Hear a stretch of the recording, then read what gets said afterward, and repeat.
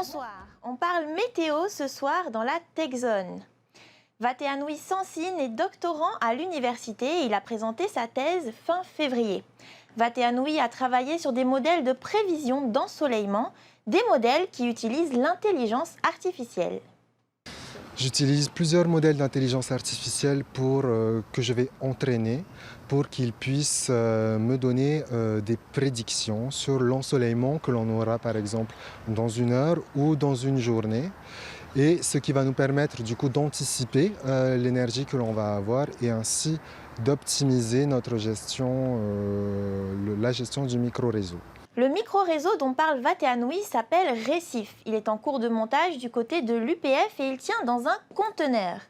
Il doit permettre de produire de l'électricité à partir du soleil, mais aussi de stocker de l'énergie et d'alimenter de la climatisation, le tout indépendamment du système électrique.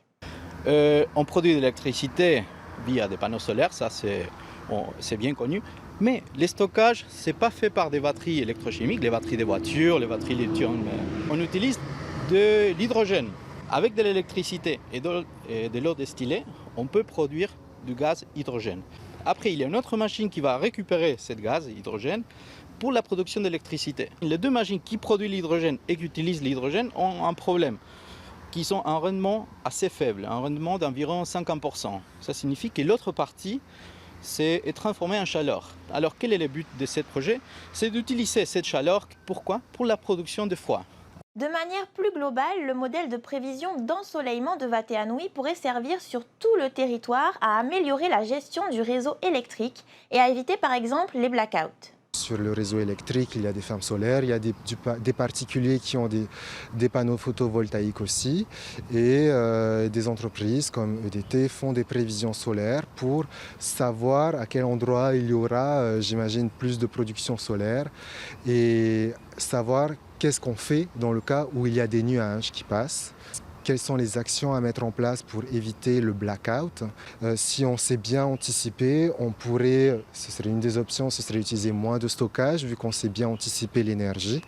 Et du coup, il y aurait une réduction du coût de l'achat et aussi de la maintenance vu que les composants sont plus petits. Température, humidité, les données qui servent à entraîner les intelligences artificielles sont prélevées directement à l'université.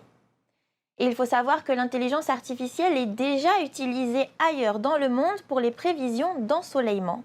Mais le modèle de Vateanoui basé sur les probabilités est réellement innovant. Pour plus d'informations, rendez-vous sur notre site internet www.tntv.pf.